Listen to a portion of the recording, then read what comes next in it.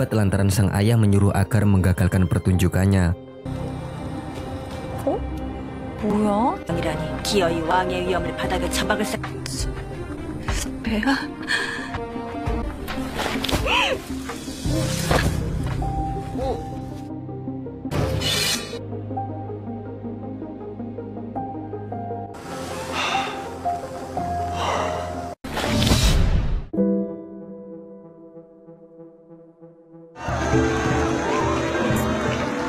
Di awal episode 10, tampak para masyarakat bahagia melihat penampilan opening festival ucap syukur yang diadakan oleh kerajaan Sheila.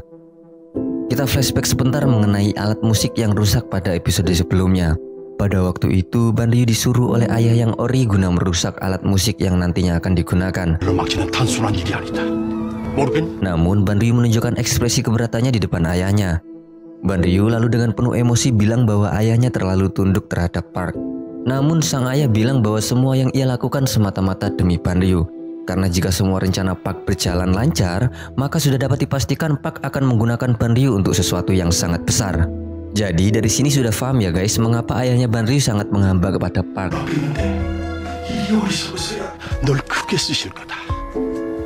Ban Ryu lalu pergi seraya bilang bahwa selama ini ayahnya tak memikirkan anaknya sedikit pun. Karena Ban Ryu tidak mau merusak alat musiknya, Kang Sung pun turun tangan guna merusak alat musik tersebut.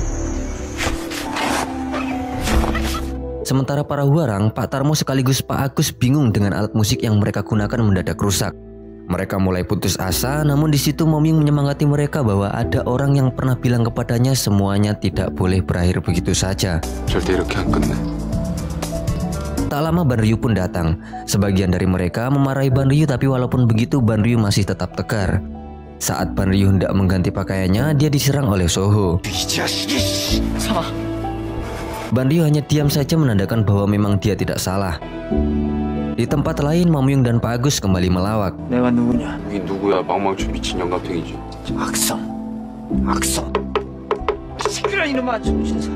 Mereka memikirkan bagaimana caranya agar instrumen yang rusak bisa diperbaiki. Pak Agus pun tidak punya cara lain selain memodif alat musiknya seadanya. Sementara Pak Tarmo selaku kepala huarang dipanggil Putri Soknyung. Putri Soknyung mendengar kalau huarang sedang dalam masalah. Pak Tarmo masih dengan pedenya meyakinkan sang putri bahwa masalahnya belum terjadi. Putri lalu menuduh huarang sejak awal memang tujuannya ingin mempermalukan keluarga kerajaan. Tidak peduli apa yang terjadi, sang putri menyuruh Pak Tarmo agar huarang tetap tampil.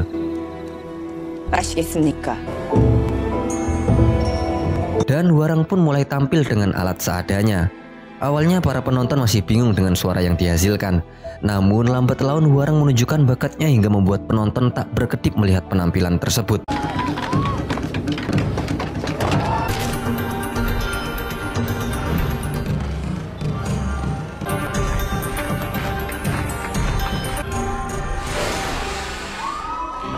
Jika di masyarakat tampak bahagia, berbeda dengan bocah tua nakal tampak di wajahnya kebingungan.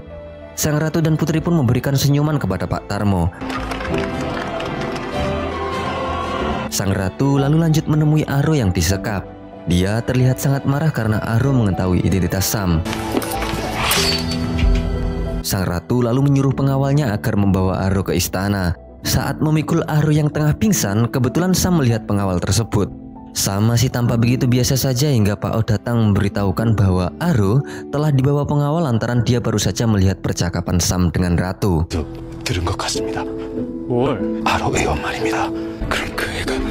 Merasa sang pujaan hati sedang dalam bahaya, dia pun langsung naik kuda guna mengejar pengawal. Sementara Aro yang saat itu baru sadar sedang dibawa di istana. Di tempat lain, Mom Ying kebingungan lantaran Aro sama sekali tak terlihat. Di tempat lain, Pak Oh menyarankan bahwa Sam dalam posisi bahaya jika menolong Aro. Namun Sam bilang bahwa dirinya akan menjadi lebih bahaya jika Aro dibunuh. Di tempat lain, Aro mengakui bahwa Sam adalah raja di depan ratu. Awalnya ratu akan mempertimbangkan agar tak membunuh Aro. Namun bagaimanapun caranya tidak ada pilihan lain selain membunuhnya. Ratu kemudian menyuruh pengawal agar membunuh Aro.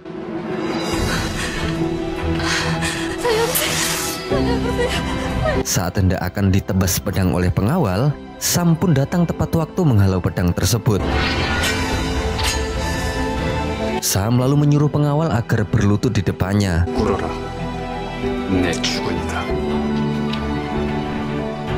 Sang ratu marah kepada anaknya lantaran tak menghargai jerih payahnya selama ini yang telah melindunginya.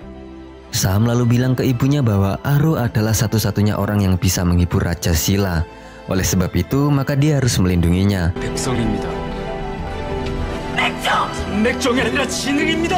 Sam lalu membawa pergi Aro saat itu juga. Setelah itu, sang ratu akan menyusun rencana agar bisa memisahkan anaknya dengan Aro apapun yang terjadi. Adegan berpindah pada Aro yang menyesali seluruh perbuatannya karena selama ini mempermainkan sang raja.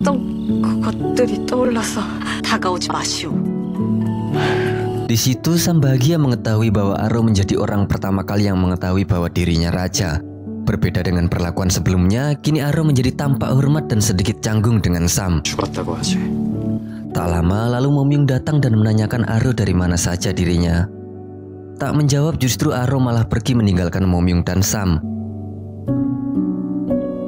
Merasa diabaikan, Momyung lalu berteriak memanggil Aro. Aro lalu menjawab, "Kenapa engkau khawatir? Bukannya engkau bukanlah kakakku?" Mendengarnya lalu Momyung mengajak Aro ke suatu tempat. Awalnya Aro tidak mau, namun Momyung memaksa Aro.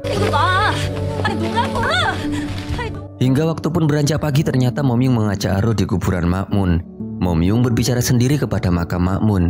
Dia meminta maaf kepada Makmun karena terlambat membawa adiknya. Momyung juga bilang, "Adikmu cantik tapi begitu bodoh. Maka sekarang lihatlah sepuasnya," kata Momyung di depan makam Makmun.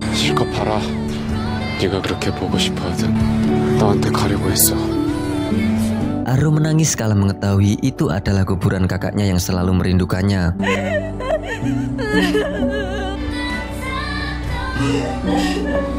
Saat pulang, Aro lalu menanyakan, "Seperti apa kakakku?" Momyung menjawab bahwa Makmun adalah sesosok laki-laki yang paling baik di dunia. Dia ceria dan selalu memberi tanpa pikir panjang. Oleh karenanya Momyung menganggap Makmun sebagai keluarganya sendiri.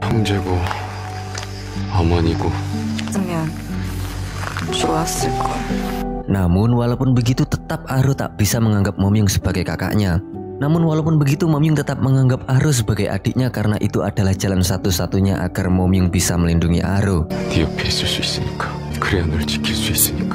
Kemudian kita akan bertambah pemain satu lagi.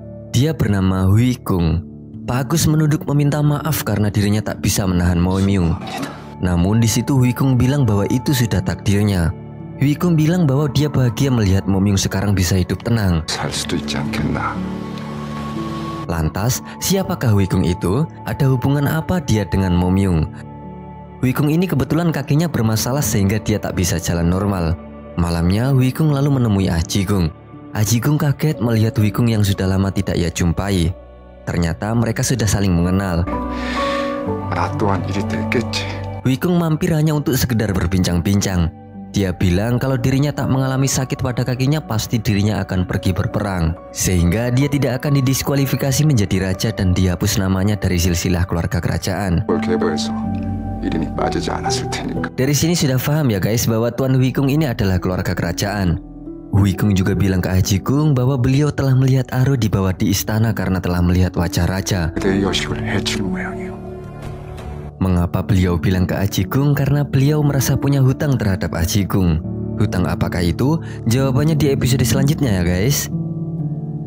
Keesokan harinya terlihat Sam tengah bersama Pak Oh. Pak Oh bilang bahwa ratu tidak akan membiarkan Aro begitu saja. Mendengar itu Sam pun lantas bilang bahwa tidak peduli siapapun. Jika ada yang mencoba melukai Aro maka kau harus membunuhnya. Sekalipun itu adalah pengawal ratu, kata Sam kepada Pak Oh. Di tempat lain, Ban Ryu yang kala itu tengah minum, dia dihampiri oleh Kang Sung teman lamanya. Melihat Kang Sung, Ban Ryu menebak bahwa yang membuat kekacauan tadi malam adalah dirinya. Di sisi lain, So bersama teman-temannya bilang bahwa Ban Ryu bukanlah pelaku perusak alat musik tadi malam. Hal itu dikatakan karena So sudah paham pada ekspresi Ban Ryu ketika dia merasa diperlakukan tidak adil. Tak lama Susan datang sekilas lalu pergi. So yang melihat adiknya tersebut pun lantas tiba-tiba mendadak ingatannya pulih. Dia ingat kejadian pada saat dimana Ban Ryu dituduh melecehkan Susan. Di tempat lain Susan sedang menghadiahi Ban Ryu sebuah arak istimewa. Belum sempat menerima, Soho datang dengan bau mentah tepat di wajah Ban Ryu. Susan yang kala itu tak tega Ban Ryu dipukuli lalu kembali memukul kepala kakaknya hingga pingsan.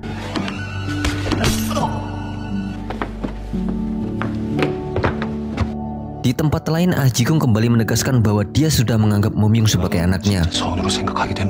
Oleh karenanya dia meminta agar Mom-yung melindungi Aru sebagai kakak.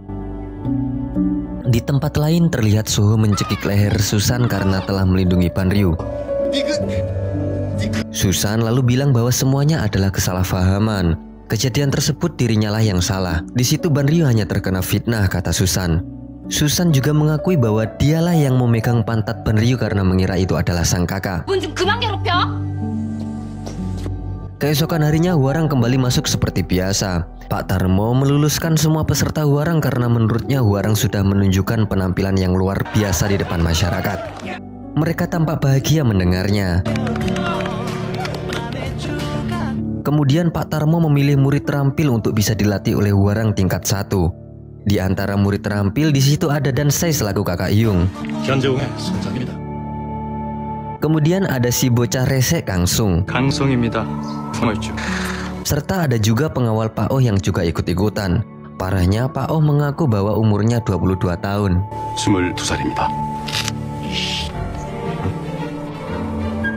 Para murid dipersilakan untuk memilih Hwarang sebagai guru mereka. Pak Oh tentu saja memilih Sam. Sedangkan Dansai tidak memilih adiknya, melainkan dia memilih Mom-yung sebagai gurunya. Dan Kang Sung tentu saja dia memilih Ban Ryu. Ban Ryu terasa keberatan namun dia sudah tak bisa apa-apa kalau sudah dipilih.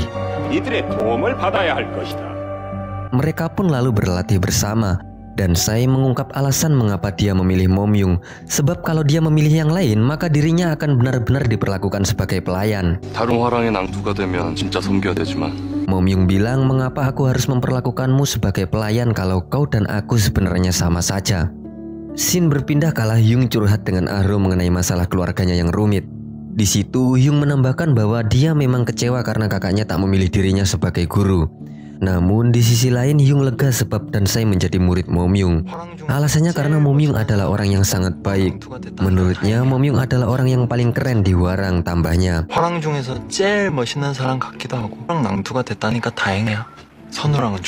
Mendengar kenyataan tersebut Aro tersenyum senang. Di sisi lain tampak Mom-yung dan Dansai hendak berlatih memanah di atas kuda. Mom-yung yang baru belajar naik kuda pun merasa kerepotan. Berbeda dengan Dansai, dia begitu sangat mahir memainkan panah. Di situ Dansai meledek Mom-yung akan dikeluarkan sebab tak bisa bermain panah. Namun dengan penuh percaya diri Mom-yung bilang bahwa bukan anjing burung namanya kalau dia gagal.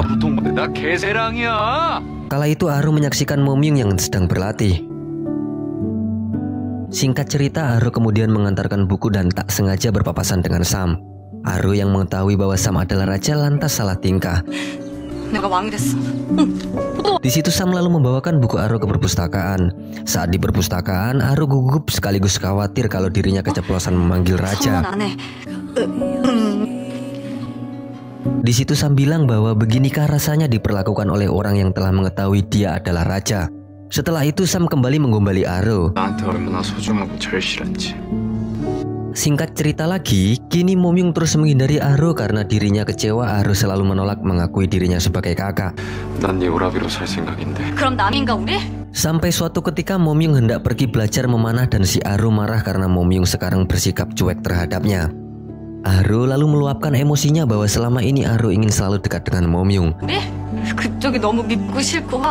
Aro pun pergi, kemudian Mom-yung lanjut berlatih memanah sampai bisa.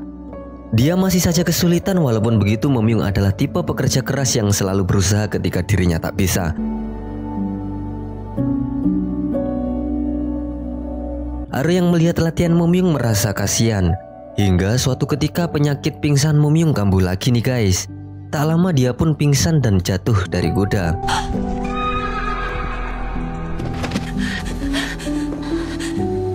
Aru yang melihatnya pun menangis dan menghampiri Momyung yang sedang tak sadarkan diri. Aru kemudian memberikan nafas buatan kepada Momyung berharap dia bisa sadar, namun kenyataannya Momyung tetap saja tak sadarkan diri.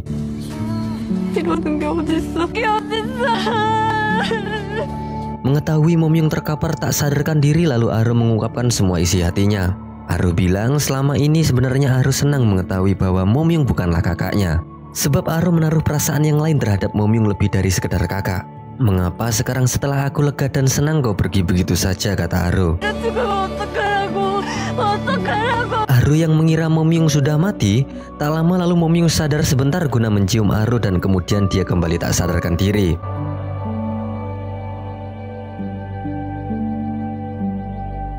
Dan episode 10 pun berakhir.